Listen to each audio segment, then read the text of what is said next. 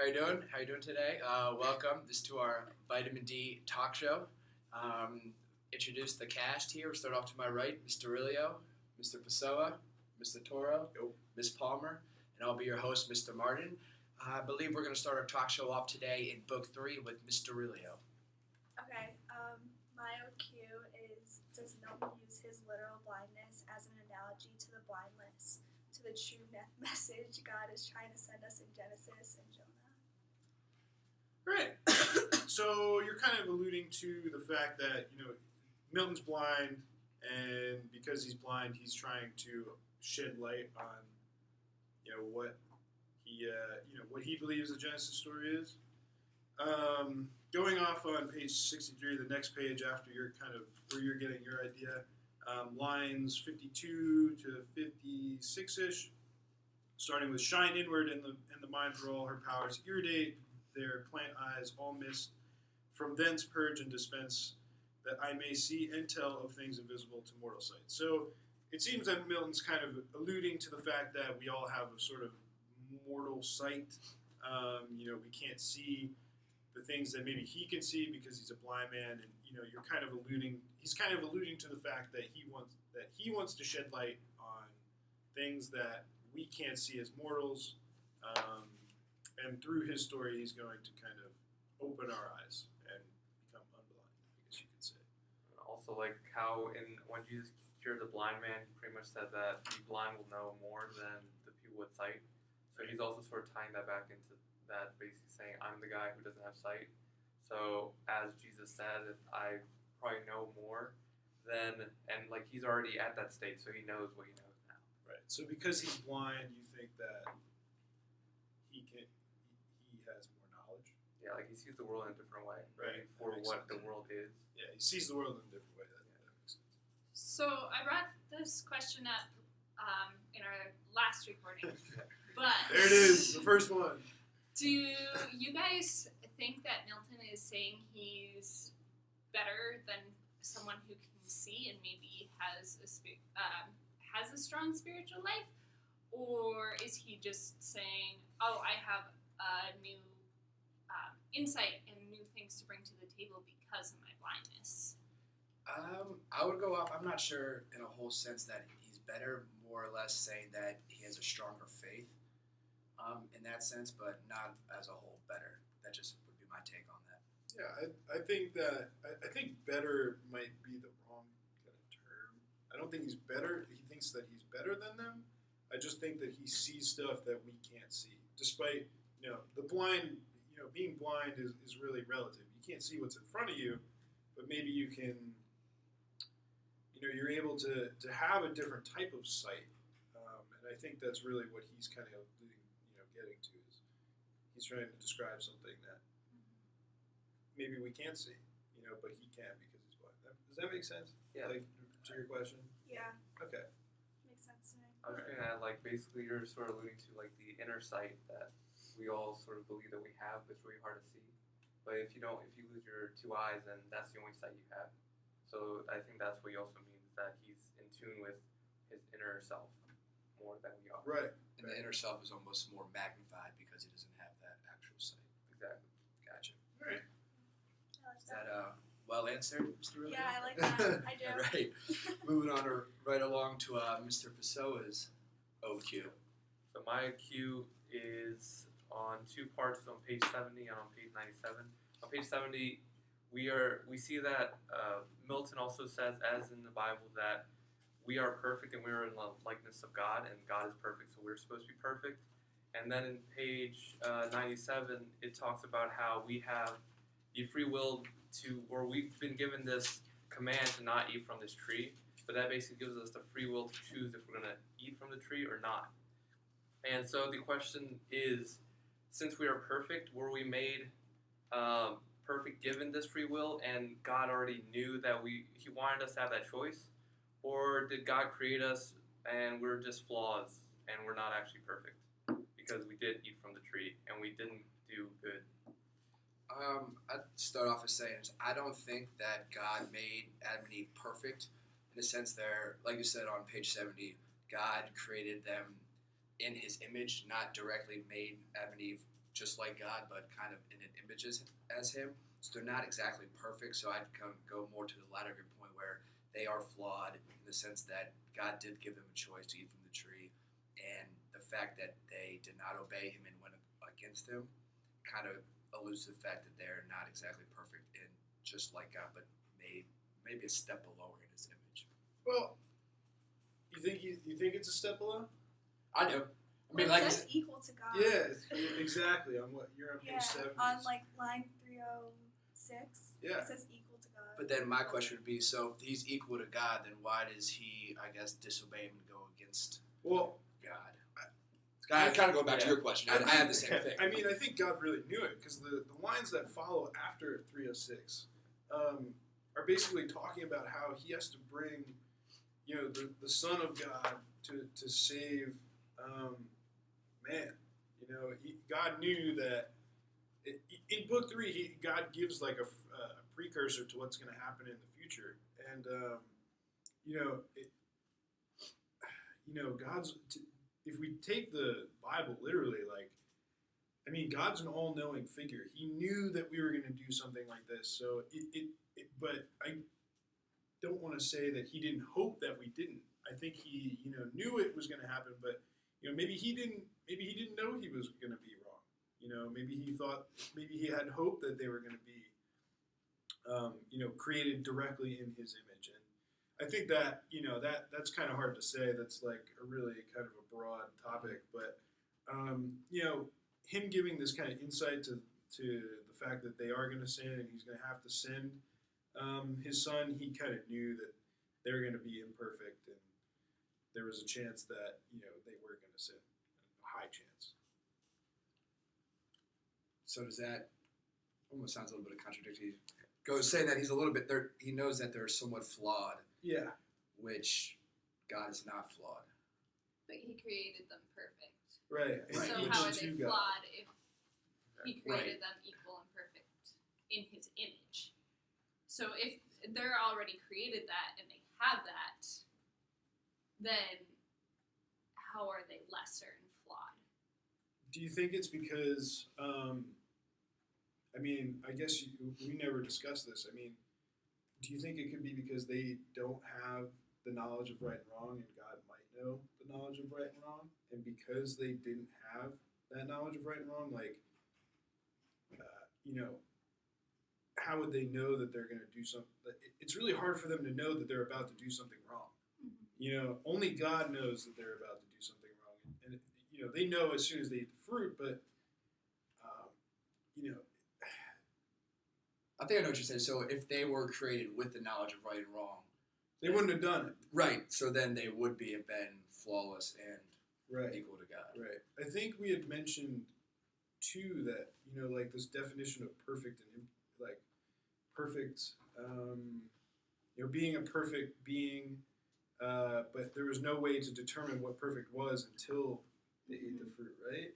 Well, I think we have to look at, if we're looking on page 97, they were told not to eat from the tree. So eating from the tree is wrong. Right. So That's a good point. So they knew it was wrong to eat from this tree, even though that they didn't know. Maybe they didn't know the connotation of what wrong is. Kind of like a kid in the cookie jar. Mm-hmm. Oh, don't eat from the cookie jar because that's wrong. Like, you can't eat from it before dinner because it's wrong. But the kid's still thinking, well, it's good and it tastes sweet, so why can't I have it? Right. So they don't have an understanding of what wrong is, but they just know that they shouldn't. Yeah, It's right. something that they should not do. Because it's not like wrong today, like it's not a mark on a test or messing up in a sport or something like that. It's wrong just because their creator said it was. Well, could it be that God created us this way because He wants to give us the choice, and He thinks that if we did not have the choice, we still wouldn't be perfect, because that means we're pretty much just puppets of His. So He gave us a choice, and we might not have the perfect choices every time, but we are perfect beings because we can reason for ourselves, and we can make our own choices, and we can basically we go and learn for ourselves. If you tell us not to, we'll go do it, and then we'll learn for ourselves. Oh, maybe we shouldn't have done that. Right. So that might be the perfect being that he's going after. Yeah. But it didn't happen. What did happen? It did. No, we went and messed up. Oh, right. Yeah. We still had the Yeah. choice. So Right. now we know that we were perfect at one point. Or we are perfect with the choice. It's just that he gave us the choice of having the perfect decision or not. Like we make our own calls. Okay. But we are perfect at having the choice. And we can mess ourselves up or make ourselves great. That regardless of whether we choose right to do the right thing or the wrong thing, the fact that we have the choice. So do you think we could be perfect? Yes. Really? If we knew every single decision perfectly, we could, but we never could know that. I thought so. Jesus could only do that. Exactly. That's why we have to go through him. All right. Well, praise Jesus. That's what I'm getting at. My head's going round and round in circles. Anyway. That's an interesting conversation. So let's move into mine. Feel free, yeah, take it away. So Go ahead. it kind of ties into that. Like, I wanted to talk about how, there's mentions of reason and innocence throughout the book, especially before they eat the fruit, and then once they eat this is my hypothesis. So prior to eating the fruit, they didn't know what was right and wrong. So they decided that, so they would state that they're innocent. And I think that makes sense. I think that, with innocence comes the complete disregard of what's right and wrong. It's like a baby. They have no idea what is right and wrong. And it's interesting now that we tie this in that, God had said that things are wrong. So they should have known what was wrong and they wouldn't have been completely innocent. But for the sake of the argument, let's call them completely innocent before eating the fruit, and then upon eating the fruit, they now have reason. They're able to understand what is right and wrong. I think that really ties into what reason is. You know what is right and wrong. Now, before I answer the question anymore, I know that you guys don't totally agree with this, but I think that lines 10. Well, we're on page 236. Lines 1070, let's call it 1075, which leaves us naked thus of honor valid, of honor void, of innocence, of faith, of purity, our wanted ornaments now soiled and stained. So Adam here is speaking of losing his innocence that he once had, and I think that is a really important point. But at the same time, the same person, Adam, kind of alluded to this on 2:16, that he had reason and given to him by God. So it states we're on 2:16, line 350-ish. Against his will, he can receive no harm, but God left free the will for what obeys reason is free, and reason he made right. So I think Adam sort of thought he had reason, but I don't think he did. I think that upon eating the fruit from the tree, he now has the decision of what's right and wrong. And I'll shut up. Sorry. I would say, like, if you tie into, like, a kid who, like we said, goes and wants to eat a cookie. Right. He already ate a cookie, it's good. Like, Adam and Eve already ate fruit, it's good. It's just from that tree. And then the kid is told, from this time, like before dinner, you can't eat it. Right. So his reasoning is, well, it's delicious and great, and you're telling me I can't have it. And it's like you might start thinking, well, maybe you just want to keep them all for yourself during that time or something. So you can go and eat them yourself. Right. And I feel like that's the same thing. So they still do have reasoning, and that's why he says. But the baby was innocent until he ate the cookie. Yes. And then he was told he was wrong. No, but Adam Yes. knew it was Well, wrong, and he then he knew did it before. anyway. What was that? Adam knew it was wrong to do it, but he did it anyway. And like the kid would be told that beforehand, and they'll still go do it. And like the other thing here is like Adam says he lost innocence and faith. So faith is that part of like believing God when he said don't go eat the fruit. So he broke that. He didn't go and believe him, and then he lost his innocence because he did it, and then he lost the purity because he ate the fruit. So that like stained him. Okay. And then Ms. Dorilio, you were saying He that knew it was wrong. because he knew it was wrong, he already had reason. Yeah.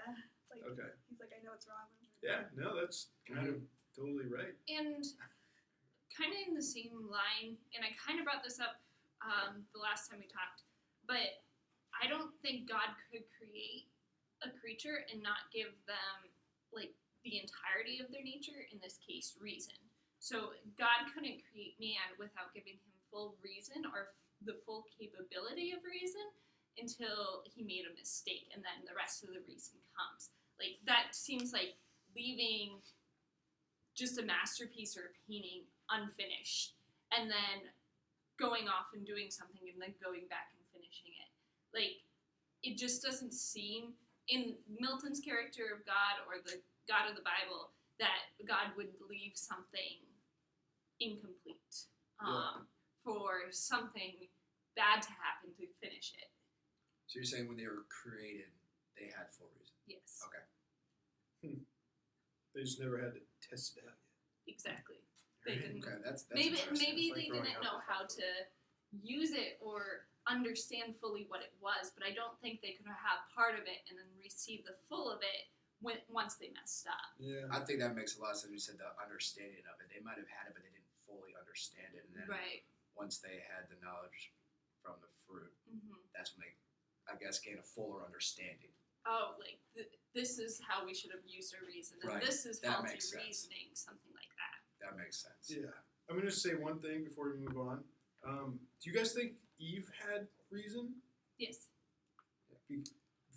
Because Adam told her so? No. Okay. I think she had it in herself, and you can see that in the part of the book where she's looking at her reflection in Oh, the right. puddle. Yeah, yeah. Okay. Like, she has a reasoning to love this image looking at her. Like, it's not full reasoning, and I'm not saying that it's not faulty, because I Right. think it is faulty reasoning.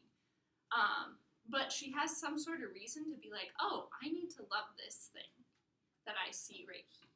Right. And you couldn't do that without reason. Right, exactly. Okay. I think it's more of a lack of experience. Like, Eve had less experience than Adam, and both had less experience than we do. Right. So their reasoning seems a little lower.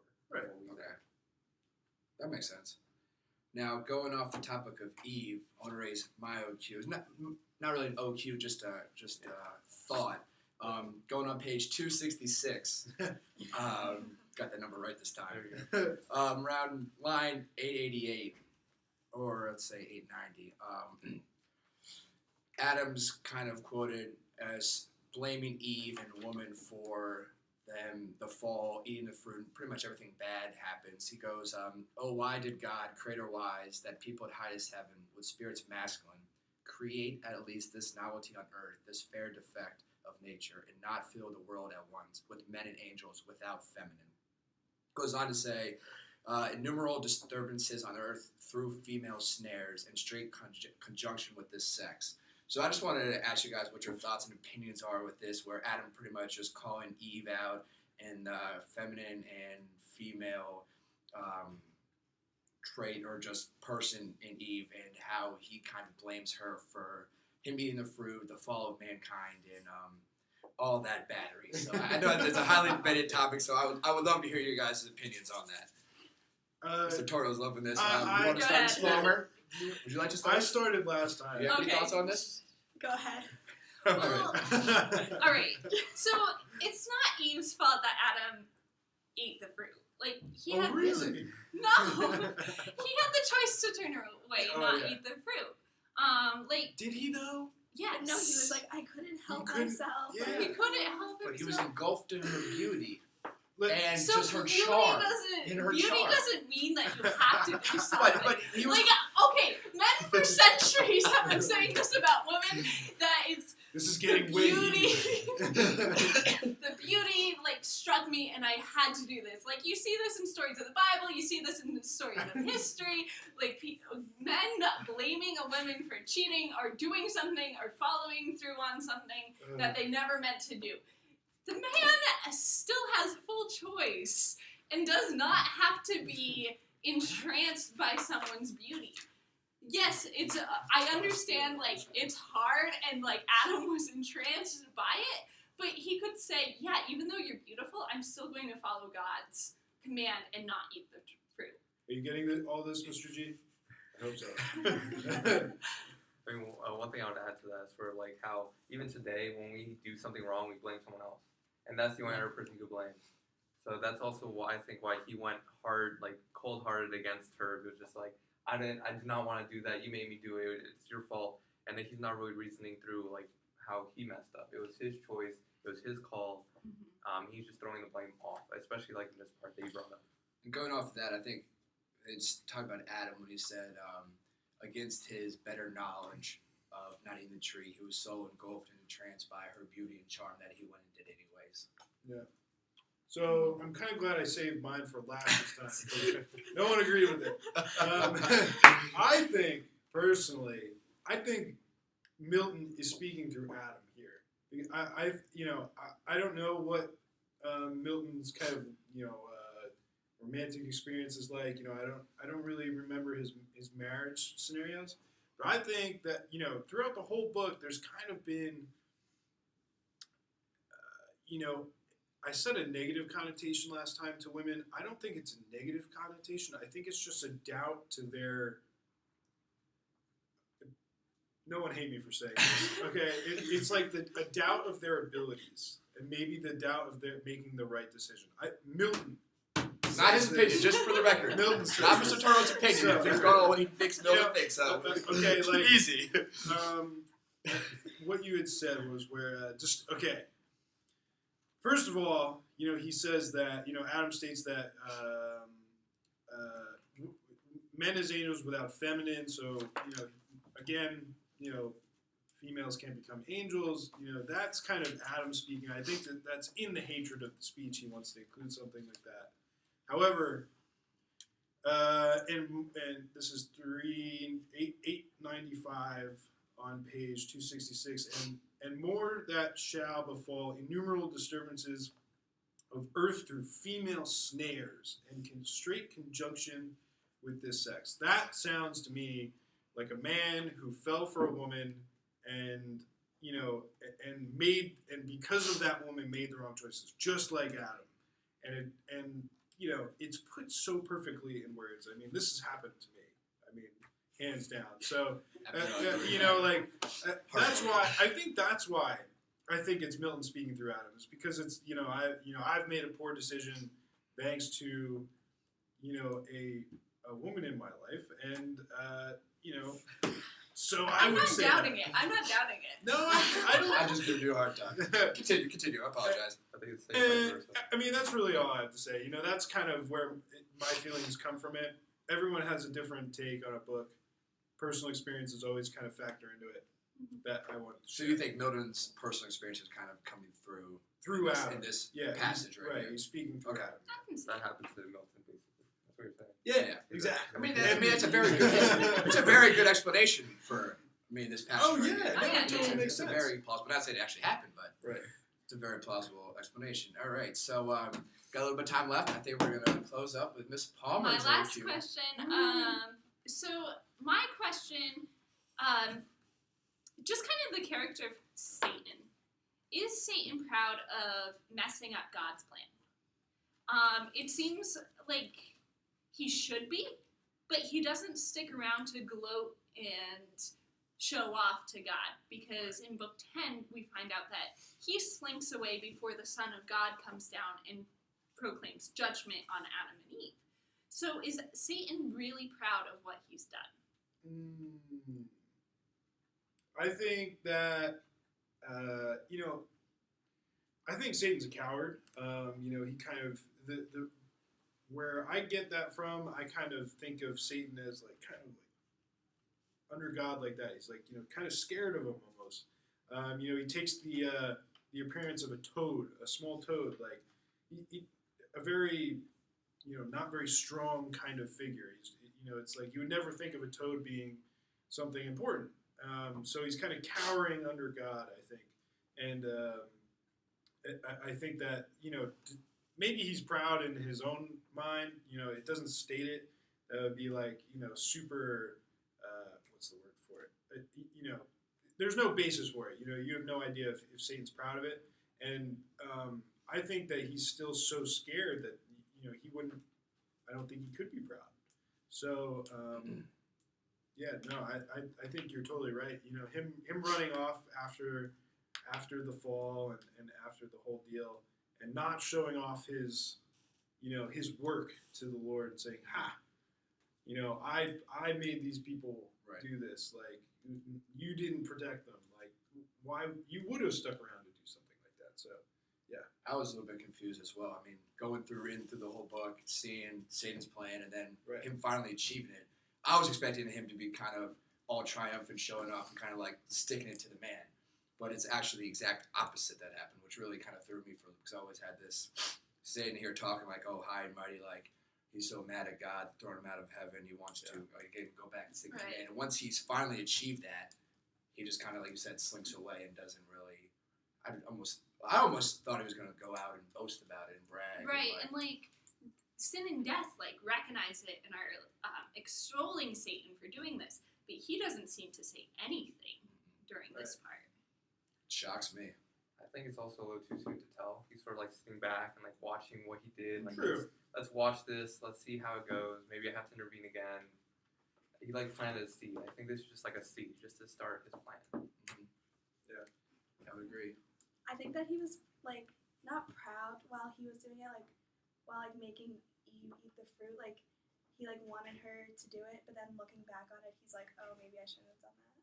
So you think he was initially kind of proud of his His work? like thought, I guess, and like what he wanted to do, but then once it happened, he was like, oh, like Yeah, this was a bad yeah, idea. yeah, that's what I think. That makes sense a bit. Kind of give a little insight to why he slunk away at the end. It could be. All right. Well, that's all the time we've got. Thank you for watching Vitamin D's talk show on John Milton's Paradise Lost. See you guys all next week. Yeah. Great job, guys. Okay. Great job. Moment of truth.